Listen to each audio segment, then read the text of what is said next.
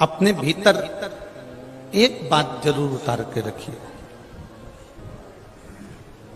किसी पवित्र नदी में, किसी पवित्र सरोवर में, किसी पवित्र तीर्थ में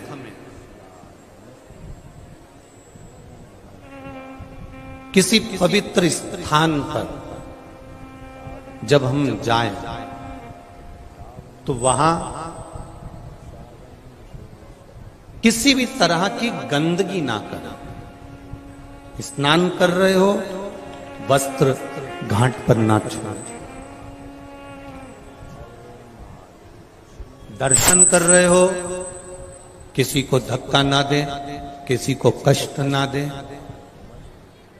अगर हम भगवान का दर्शन करने के लिए गए हैं, महाकाल बाबा का दर्शन करने के लिए गए हैं, वैद्यनाथ जी का दर्शन करने के लिए गए हैं, मल्लिकार्जुन भगवान का दर्शन करने के लिए गए हैं, हम श्याम जी का, खाटू श्याम जी का दर्शन करने गए, सालासर जी दर्शन करने गए, जीण माता का दर्शन करने के लिए गए, ब्रह्मा जी का दर्शन करने के लिए यदि हम गए और हम वहां पहुंचकर यदि किसी को धक्का दे रहे हैं, किसी को कष्ट दे रहे हैं और फिर हम दर्शन कर रहे हैं, तो फिर उसकी कोई मूलता नहीं है।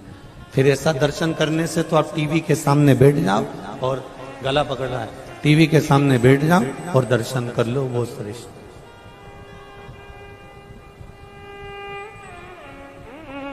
कष्ट देकर दर्शन मूल नहीं है।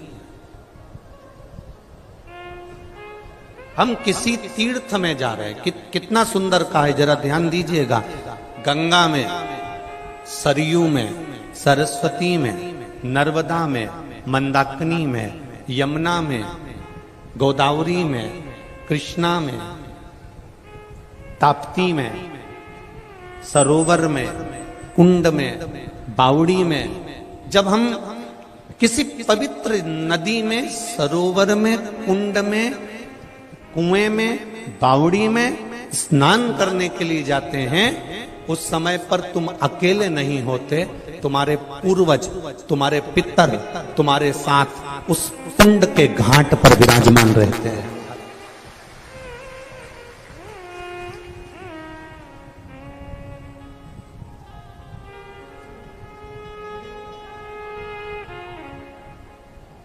जैसे अब बहुत अच्छी तरह से समझ लेना हो, ब्रह्मा शिव महापुराण की कथा, और वो भी सावन के महीने में चल रही है, बहुत अच्छे से समझिएगा। राम जी के मंदिर में गए, राम जी की मूर्ति है, मंदिर किसका है? जम के बोलो, राम जी। ठीक है, समझ गए? अरे बोलो तो जम के। कृष्ण जी के मंदिर में गए तो मंदिर किसका है? कृष्ण भगवान का। माँ राधा जी होंगी, कृष्ण होंगे। राम जी के मंदिर में गए तो सीता जी होंगी, लक्ष्मण होंगे, हनुमान होंगे, भरत होंगे, शत्रुघ्न। ठीक है। ब्रह्मा जी के मंदिर में गए, ब्रह्मा होंगे। गायत्री माता के मंदिर में गए, गायत्री माता होगी। सावित्री माता के मंदिर में गए, सावित्री माता होगी। लक्ष्मी जी के मंदिर में गए, लक्ष्मी जी होंगी। नारायण के मंदिर में गए, नारायण होंगे। तुम जिस मंदिर में जा रहे हो, उस मंदिर में जो देवता है, बस मंदिर में वो एक अकेला देवता। जैसे राम मंदिर में राम जी है, कृष्ण मंदिर में कृष्ण है, दत्त मंदिर में दत्त है, शनि मंदिर में शनि जी हैं, बृहस्पति मंदिर में बृहस्पति हैं। पर ये सारे मंदिर में जाना, वहां पर एक देवता होंगे और एक देवता का स्मरण होगा। पर शंकर भगवान की शिवालय में, हम शिव मंदिर में, शिवालय में जब जाते हैं तो वहां एक देवता नहीं रहते, इसलिए उसका नाम मंदिर नहीं होता, उसका नाम होता शिवालय। शिवालय का मतलब है जिसमें सब लय हैं, अर्थात 33 कोटि देवी देवता उस शिवलिंग के अंतर्गत विराजमान है। एक शिवलिंग के पास में 33 कोटि देवी देवता रहते हैं। वो केवल अकेला शंकर का मंदिर नहीं होता, वो केवल अकेला पार्वती का मंदिर नहीं होता, वो अकेला केवल गणेश का मंदिर नहीं होता, वो अकेला केवल शिव का मंदिर नहीं होता। राम मंदिर जाएंगे तो राम जी हैं, कृष्ण मंदिर जाएंगे तो कृष्ण, शंकर भगवान का जो शिवालय है, शंकर भगवान का जो शिवालय है, शिव मंदिर है, शंकर भगवान का जो शिवालय है, वहां मंदिर नहीं, वो शिवालय कहलाया है। शिवालय का मतलब है कि वहां मेरा देव अधिदेव महादेव अकेला नहीं बैठा है, वहां मेरा देव अधिदेव महादेव सबके साथ विराजमान। 33 कोटि देवी देवता वहां विराजे, 33 कोटि। अब आप में से कितने लोग हैं जो शंकर जी के मंदिर में जल चढ़ाने जाते हैं? हाथ उठाओ जरा। सभी जाते हो? रखो। अब कोई तुमसे पूछे कि शिव जी के मंदिर में तुम जल चढ़ाने जाती हो, तो आपको कहना चाहिए कि मैं अकेली शंकर भगवान के मंदिर में केवल अकेले शंकर जी को जल चढ़ाने के लिए नहीं जाती हूं। मैं जब जल चढ़ाने के लिए मंदिर पहुंचती हूं, आवाज नहीं आ रही क्या?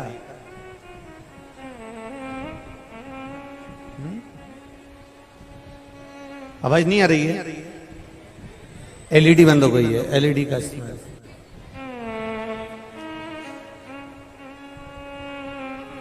जब शिव मंदिर में हम जाते हैं, जब भगवान देवाधिदेव महादेव के मंदिर में हम जाते हैं, तब कोई तुमसे पूछे कि अकेली शंकर जी के मंदिर में क्या मैं केवल शंकर भगवान को जल चढ़ाने के लिए जा रही हूं, तब आपको कहना चाहिए मैं केवल शंकर जी को जल चढ़ाने के लिए नहीं जा रही।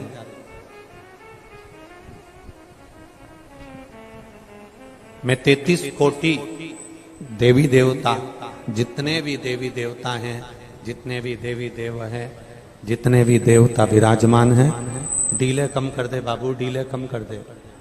जितने भी देवी देवता हैं, जितने भी देव विराजमान हैं, जितने भी देवियां विराजमान हैं, वो सब शंकर भगवान के शिवालय में जाकर विराजमान, शिव जी के शिवालय में बैठी हुई है। मैं अकेली शंकर भगवान को जब जल चढ़ाती हूं, केवल शिव जी पर अकेला जल नहीं चढ़ता, सारे देवता, सभी देव वहां पर विराजमान रहते हैं। वास्तुदेव भी वहां है, पितृदेव भी वहां है, गरुण देव, वरुण देव, सभी देव वहां पर विराजमान, सभी देव।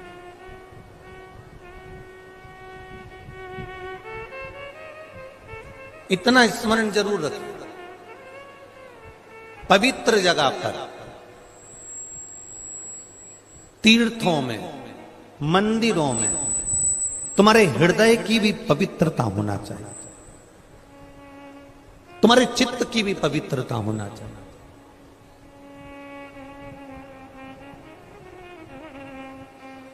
दो तरह के लोग होते हैं मंदिर में, दो तरह के लोग जाते हैं। एक मंदिर में भगवान का दर्शन करने वाला जाता है, और एक मंदिर में मंदिर की रंगत देखने वाला। इतना पैसा आता है, कहां क्या करते होंगे, सही से पुताई भी मंदिर की नहीं करवाते, ट्रस्ट क्या कर रहा है। हम मंदिर में गए तो मंदिर की केवल खामियां ढूंढने में लग गए। हम मंदिर में पहुंचकर मंदिर की केवल ऐब देख रहे हैं, हम उसकी खामियां निकाल रहे हैं। दर्शन करने वाला मंदिर में खामी नहीं निकालता। मेरो तो गिरधर गोपाल दूसरो ना कोई, वो खामी नहीं निकाल रहा, उसको केवल एक से आस लगी हुई है, उसको केवल एक से मन लगा हुआ है, उसको केवल एक से चित्त लगा हुआ है, उसको केवल एक से चित्त जुड़ा हुआ है। इसलिए वो कोई खामी निकालने को तैयार नहीं है, वो कुछ देखने को तैयार नहीं है। डीले कम कर दे बाबू। वो खामी निकालने को तैयार नहीं है, वो केवल उसकी चित्त वृत्ति, उसका मन, उसकी बुद्धि वो केवल भगवान में लगा कर बैठा।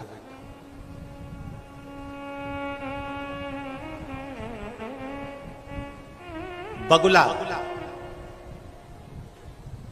कितनी ऊपर उड़ रहा है, दृष्टि नदी में, तालाब में, बावड़ी में जो मछली है उस मछली पर उसकी दृष्टि है।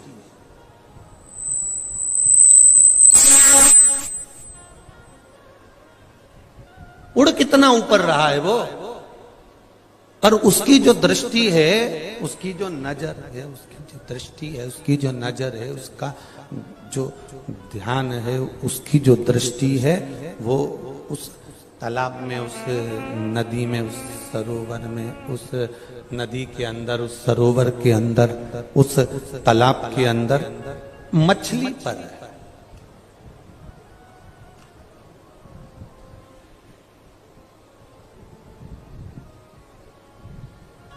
वो मछली पर ध्यान लगाकर बैठा हुआ, बस मछली दिखी, बगुले ने पकड़ी।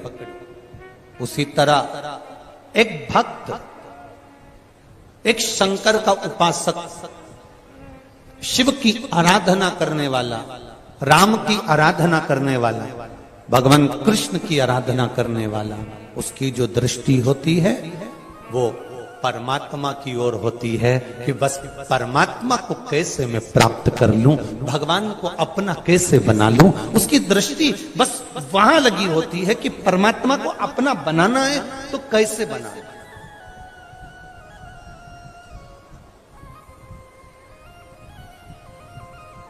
भगवान को अगर मुझे अपना बनाना है, परमात्मा को अपना बनाना है तो मैं कैसे बनाऊं, मैं भगवान को अपना बनाऊं तो बनाऊं कैसे।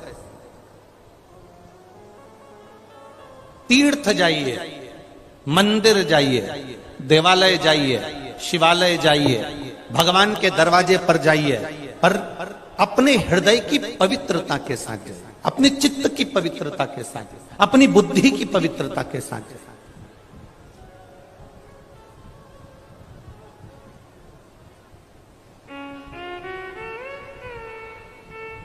ना जाने किसने तुमको नियम बना दिया, ऐसे ऐसे नियम ना जाने कौन बना देता है। अगर ऐसे नियम कोई बनाता हो तो हमको जरूर बताना, तो हम भी उसके चरण पकड़ लेंगे कि ऐसे नियम किसने बना दिया। किसने तुमको ऐसा नियम बता दिया कि गंगा जी नहाने जाओ, छिपरा जी नहाने जाओ, यमुना जी नहाने जाओ, नर्मदा जी नहाने जाओ, पवित्र नदी में स्नान करने जाओ तो अपने तन का कपड़ा वहीं छोड़िया। ये कोई ने बताया तुमको? ये कौन ने नियम बना दिया? लोग नहाने जाते हैं, अपना कपड़ा मत छोड़ जाते।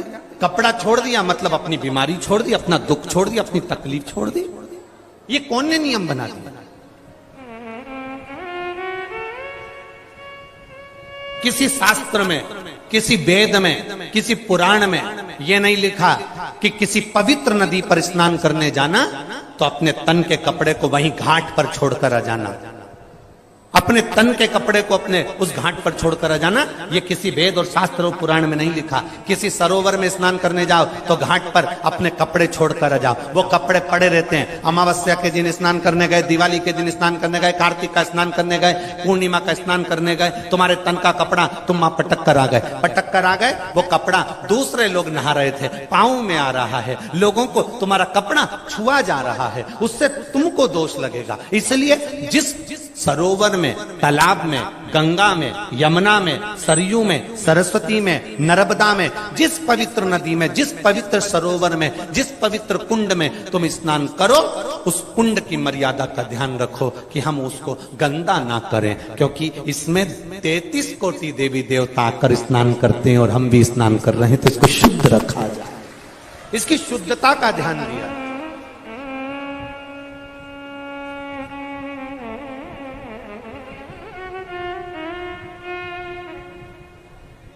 ये इतना बड़ा पुष्कर का सरोवर है। वैसे तो अभी हम दर्शन करने गए थे, तब हमने दर्शन किया था, पूरा साफ है, क्लीन है और बाबा की कृपा से उसमें पानी भी खूब भरा हुआ है। कोई बता रहा था, गुरुजी कथा चालू नहीं हुई थी उससे पहले तो पूरा खाली था, थोड़ा सा ही पानी था। पर ब्रह्मा जी जाने और महादेव जाने, कथा चालू होने के पहले उसने पूरा भर दिया। ये शिव तत्व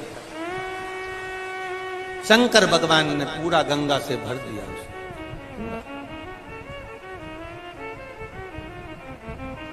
अब हम जब स्नान करने जाएं, पवित्र होना चाहिए हमारा सरोवर, हमारा तालाब, हमारी नदी, हमारे कुंड स्वच्छ।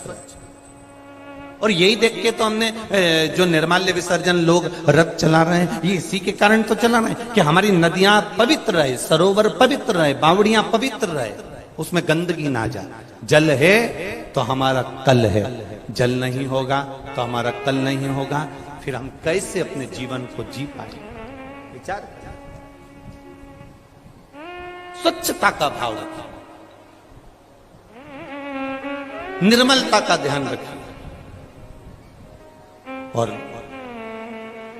भगवान से जब तुम लाड लड़ाने के लिए जाओ, बहुत बहुत सुंदर बात है, बहुत स्मरणीय आनंदमय बात है। हम कहेंगे जब तुम देव अधिदेव महादेव से लाड लड़ाने के लिए जाओ, तुम शंकर भगवान से प्रार्थना करने के लिए जाओ, तुम शिव जी से विनती करने के लिए जाओ, तब तुम्हारे हृदय की पवित्रता का भाव का ध्यान रखकर जाना। भगवान शंकर से अपने हृदय से, अपने दिल से, उससे दिल की बात कहने के लिए जाना। दिखावे से शिव कभी प्रसन्न नहीं हुए, दिखावे से भगवान शंकर कभी प्रसन्न नहीं हुए। दिल से जाना।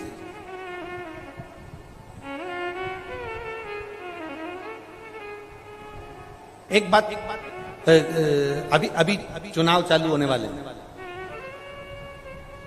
अरे बोलो तो, लोग चिल्ला चिल्ला के कहेंगे भैया तुम संघर्ष करो। बोलो, हमने तो नहीं बोला, तुमने कितनी जल्दी बोला। हम तुम्हारे साथ। फिर कोई ने चिल्लाया भैया तुम संघर्ष करो, हम तुम्हारे साथ हैं। अब लोगों को बुरा लग सकता है हमारी बात से, लग जाए तो लग जाए। दूसरी बार मत बुलाना कथा करने, उसमें कोई टेंशन वाला विषय नहीं।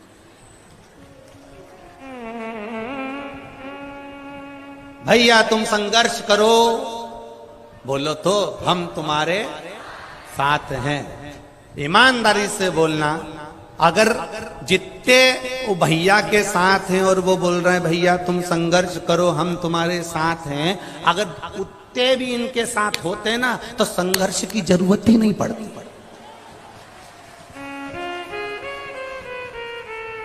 संघर्ष की जरूरत कब पड़ती है? जब साथ वाला भी साथ नहीं देता, तब संघर्ष की जरूरत पड़ती। अब जो कह रहे हैं भैया तुम संघर्ष करो हम तुम्हारे साथ हैं, अब ईमानदारी से बोला जाए तो ये जो चिल्ला रहे हैं हम तुम्हारे साथ हैं, अगर इतने भी साथ होते और दिल से साथ होते तो ऐसा कोई युद्ध नहीं जो जीत करना आ जाते। बस संघर्ष तब होता है जब अपने साथ छोड़ देते हैं। संघर्ष जब होता है जब अपना साथ छोड़ देता है। संघर्ष के समय पर लोग कहते हैं भैया तुम संघर्ष करो हम तुम्हारे साथ हैं। अगर मालूम पड़े अबे भैया के ऊपर थोड़ा सा तकलीफ आ जाए तो जितने साथ हैं सब अपने कमरे से बाहर नहीं निकलेंगे, फिर भैया अकेले लटक रहे।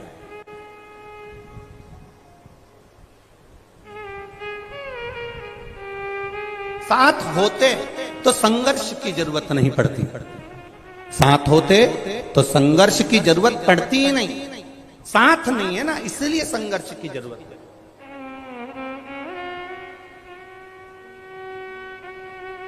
अब एक बात बहुत ध्यान देना,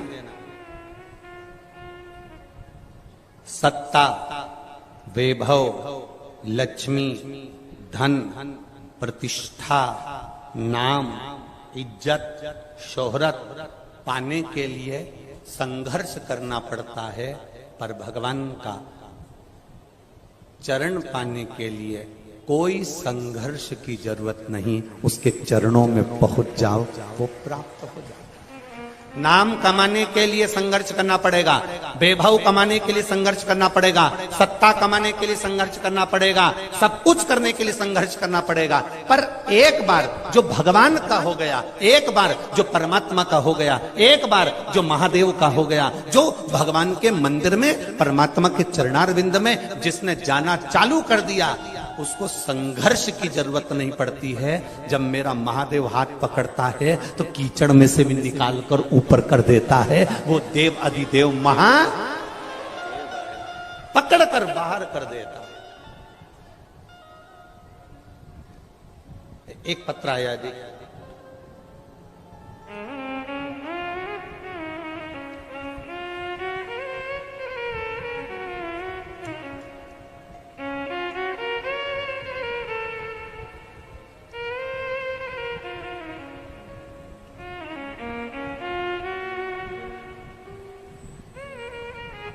उपमा शर्मा पुत्री श्रीमती कांता शर्मा, पंचशील नगर अजमेर से। कहीं बैठी हैं तो हाथ हिला सकती है, कहीं बैठी हो। उपमा शर्मा पुत्री श्रीमती कांता शर्मा, पंचशिला अजमेर से हूं, राजस्थान से। कहीं बैठी हो तो अपना हाथ हिलाइएगा, जहां कहीं भी बैठी हो। कहीं बैठी हो तो हाथ हिला सकते। उपमा शर्मा श्रीमती कांता शर्मा, पंचशिला अजमेर से। बाबा, मैं भगवान की कृपा का क्या बखान करूं। जब से मेरी मां शिवपुराण की कथा सुनने लगी, तब से मेरी माता की भी जिंदगी बदली और हमारी भी जिंदगी बदली। मेरे पति की मृत्यु के बाद में अपनी 2 बेटियों के साथ अपने पिता के घर में आ गई थी, जिसके बाद हमेशा मेरी मां को मेरी चिंता रहती थी, क्योंकि पति चले गए, मेरे 2 बच्चे हैं और मैं अपनी माता के घर में आ गई। गुरुदेव, हिम्मत तो बहुत हार चुकी थी, पर बाबा ने रक्षा करी। जब से आपकी कथा मां सुनने लगी, तभी से मेरी मां ने बहुत से उपाय किए जिससे मेरी नौकरी लग जाए। गुरुजी, बहुत सारी जगह पर जाकर मैंने नौकरी करी अपने बच्चों का पालन करने के लिए, पर मेरी मां ने कहा टीवी पर महाराज आता है और सीहोर वाला प्रदीप मिश्रा चिल्ला चिल्ला के कहता है, 1 लोटा जल, जम के तो बोलो, सारी समस्या का हल। और पशुपतिनाथ का व्रत बतलाता, बेटी तो प्राइवेट नौकरी कर रही है, एक बार सरकारी नौकरी के लिए। मां, सरकारी नौकरी कोई सरल में लगती है क्या? पशुपति व्रत कर ले। मेरी मां ने, मैंने पशुपतिनाथ का व्रत करना प्रारंभ करा और गुरुदेव बाबा की कृपा से आज मैं सरकारी टीचर की पोस्ट पर हूं। मैं बाबा को यहां प्रणाम करने के लिए। शिव भक्ति इसी को कहते हैं। जब हार जाओ, एक पत्र और आया है, बड़ा बड़ा भाव से लिखा है किसी ने।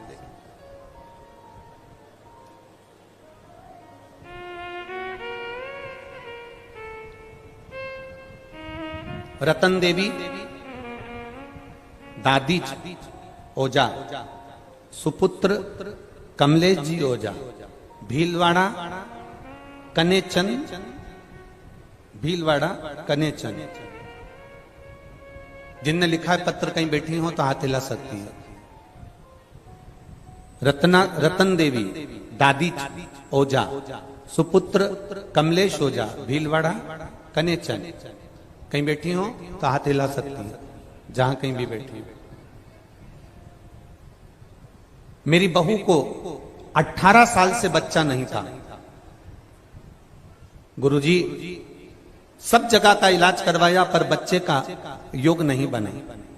18 साल बाद कथा को टीवी के माध्यम से सुना और पशुपतिनाथ का व्रत किया, और मेरी बाबा की कृपा से मेरी बहू ने जब पशुपति व्रत करना प्रारंभ करा, शिव जी की कृपा से उसका गर्भ ठहर गया, और बाबा की कृपा से मेरी बहू के गर्भ से बच्चे ने जन्म लिया है। 18 साल बाद बच्चे जन्म लिए हैं। गुरुदेव 6 महीने की बच्ची को लेकर हम कथा के पंडाल में बैठे हैं, एक लोटे जल का क्या वर्णन करें गुरुदेव। हम बाबा को केवल प्रणाम करने आए हैं कि उसने 18 साल के बाद संतान दी है। जहां भी बैठी हो उनको बहुत बहुत साधुवाद है। जहां बैठी साधु दिख गई क्या? बच्चा है साथ में है?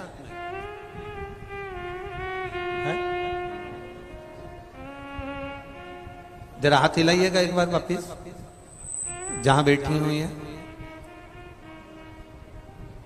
हाँ ठीक है, दिख गया, दिख गया, ठीक है, दिख गया। खाली न जाता कोई तर से तुम्हारे, मैं भी खड़ी हूं नंदी बाहें सारे, अपने हृदय से लगा लो, लगा लो, गिरी जा रही हो, उठा लो, ये प्रभु की कृपा होती है। आपका विश्वास समाप्त नहीं होना चाहिए, आपका भरोसा टूटना नहीं चाहिए।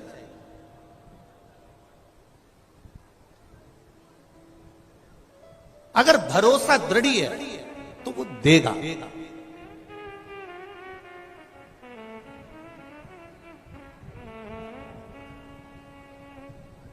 देखो ब्रह्मा जी के दरवाजे की द्वारपाल,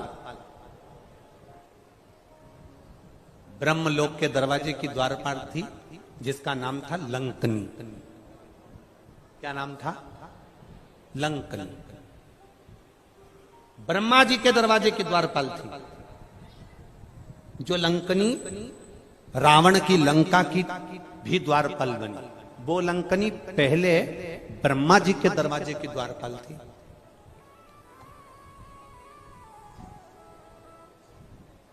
अब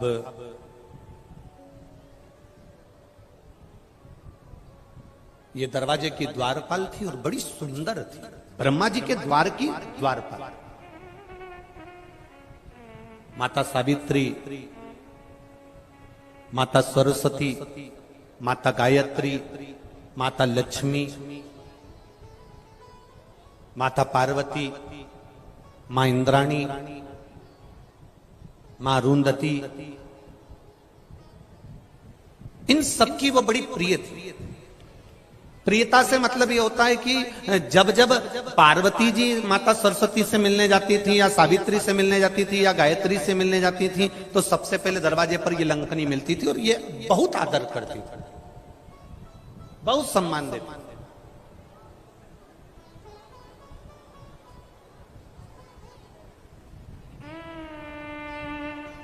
अब एक बार ये जो लंकनी थी बड़ी सुंदर थी और दरवाजे की, ब्रह्मा जी के ब्रह्मलोक के दरवाजे की द्वारपाल थी।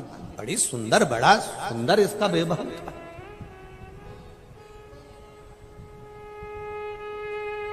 अब हुआ क्या, एक दिन दरवाजे पर लंकनी खड़ी थी और ब्रह्मा जी ने लंकनी को आवाज लगाया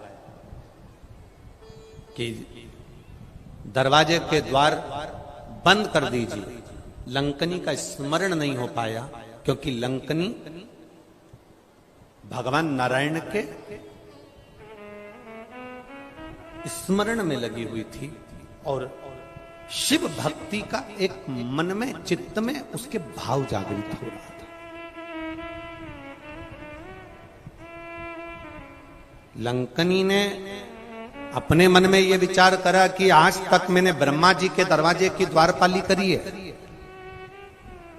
पर आज तक मेरे जीवन में मैंने आज तक भगवान शंकर के स्वरूप का स्पर्श नहीं किया, भगवान शंकर के शिवलिंग का स्पर्श नहीं किया, भगवान शंकर के स्वरूप का स्पर्श नहीं किया।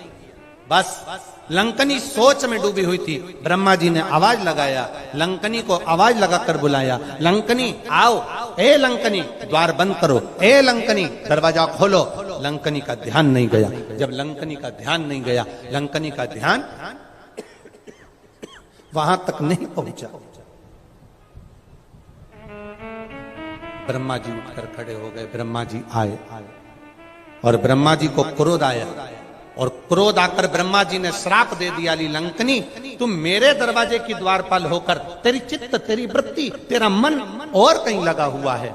मैं तुझे श्राप देता हूं, तू पृथ्वी पर जाएगी, मृत्यु लोक में जाएगी, और रावण की उस लंका की द्वारपाल तू बनेगी।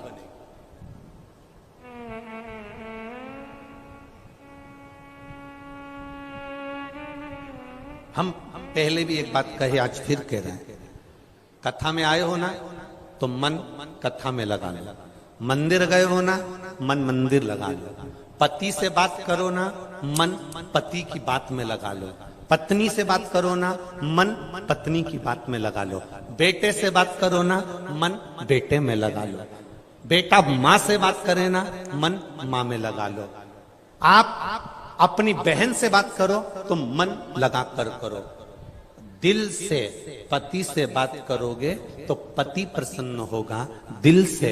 पत्नी से आप फोन लेकर आप पत्नी से बात कर रहे हो और पत्नी का मन कोई काम में लगा है, रसोई घर में लगा है, सिलाई में लगा है, बुनाई में लगा है। कई माताएं कथा सुनने के लिए आती हैं, साथ में झोला लाती हैं, इतनी सारी रुई लेकर आती हैं, कपास लेकर आती हैं, बैठ जाती हैं धीरे धीरे।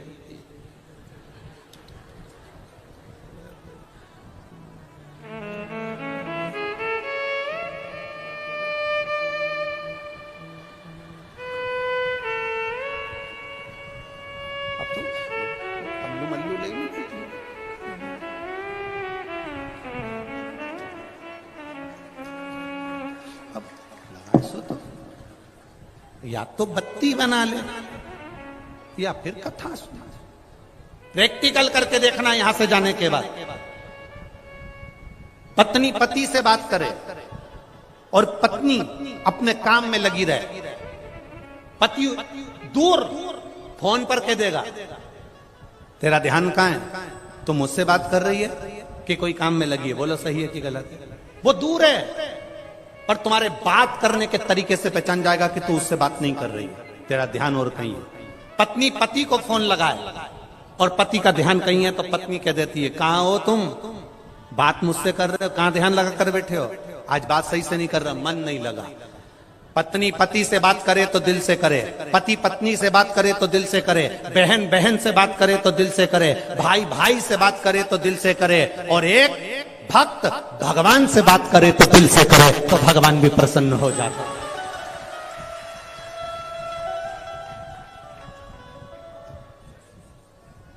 अब दिल दूसरी जगह मत लगाओ। मंदिर गए हो ना तो मंदिर में तुम्हारा ध्यान होना चाहिए, शिवालय गए हो ना शिवालय में तुम्हारा ध्यान होना चाहिए। मैं भगवान को कैसे रिझाऊं, मैं भगवान को कैसे रिझाऊं,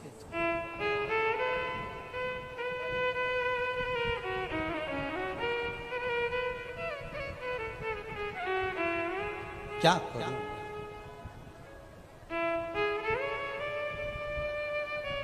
मैं भगवान को रिझाऊं तो रिझाऊं कैसे?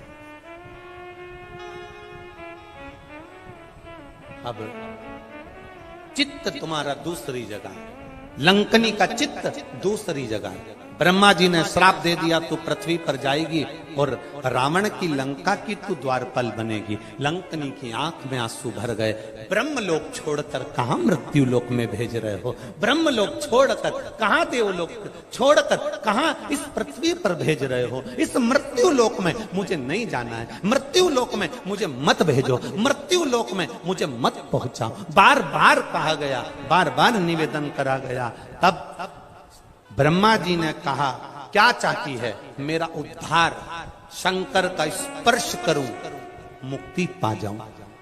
ब्रह्मा जी ने कहा शिव का स्पर्श ऐसे नहीं हो सकता, शंकर का स्पर्श तो होगा, पर शंकर का ही रुद्र अवतार श्री हनुमान जी महाराज तेरे को स्पर्श करेंगे, मुष्टिका का प्रहार देंगे, तेरा कल्याण होगा और तू वापिस ब्रह्मलोक में आ जाए, वापिस ब्रह्मलोक में।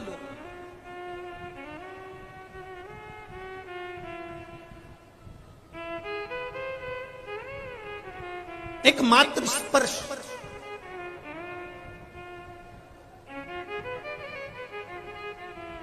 खाली न जाता कोई दर से तुम्हारे, खाली न जाता कोई दर से तुम्हारे, मैं भी खड़ी हूँ नन्ही बाहें पसारे, अपने हृदय से लगा लो, लगा लो, गिरी जा रही हूँ उठा लो।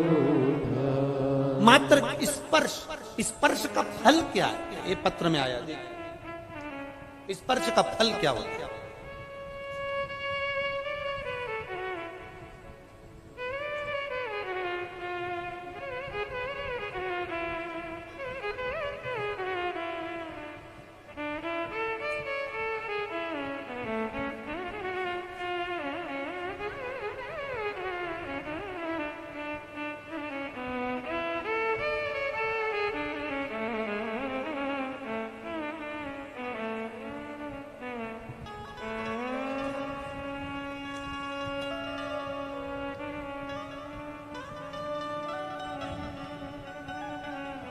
पहले तो मेडिकल रिपोर्ट देख लीजिए कि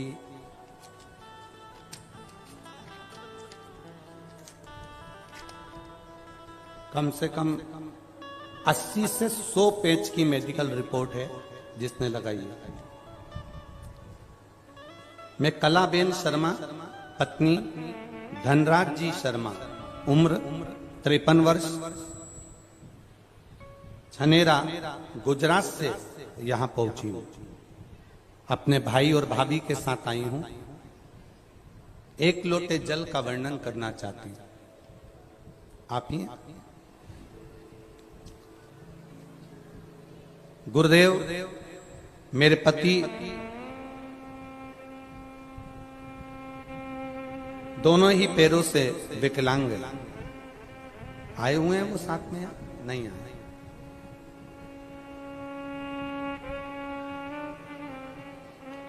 8 वर्ष की थी तब मेरा भी रोड एक्सीडेंट हो गया था। बाएं पैर में पूरा तरह से मेरा भी क्षतिग्रस्त है। बाएं पैर के ऊपर का रक्त छूट चढ़ गया था। देवादिदेव महादेव की कृपा से मैं ठीक हूं। मेरे शरीर के नीचे का भाग नो ऑपरेशन के बाद भी मेरा पैर फोल्ड नहीं हुआ। गुरुदेव, मैं आज भी दोनों पैर लंबे करके यहाँ करके ही बैठ पाती हूँ। एक्सीडेंट वाले पैर में आज भी घाव भरे नहीं हैं।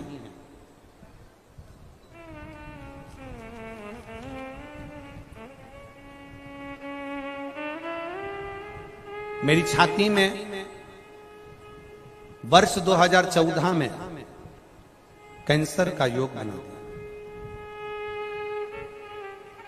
कैंसर 3rd स्टेज का हो गया। मेरे छोटे भाई बहन ने भाग दौड़ करके 27 फरवरी को अहमदाबाद के सिविल हॉस्पिटल में कैंसर का ऑपरेशन कराया। गुरुदेव, मेरी कंडीशन और बिगड़ गई और कैंसर दूसरी बार क्रम कर गया। तब किसी ने कहा कि सियोर वाला महाराज कथा करता है, 1 लोटे जल का महत्व बताता है और बेलपत्री खाने को कहता है। मुश्किल हालत है, बहनों ने जल चढ़ाकर बेलपत्र खाने को दिया और बाबा की कृपा से 10 फरवरी 2021 की जो जांच आई, उन सारी जांचों में मेरी कैंसर की रिपोर्ट नॉर्मल आना प्रारंभ हो गई। मैं बाबा को गुजरात से यहां प्रणाम करने के लिए आई हूं। मेरी कैंसर का पूरी फाइल बाबा को समर्पित करती हूं। ये शिव तत्व, यह उघड़ी। बैठो बहन, ठीक है, अब आराम है। ये शिव तत्व है, उघड़ी है वो उघड़ी। उसकी भक्ति उसका भजन। एक पत्र और यहीं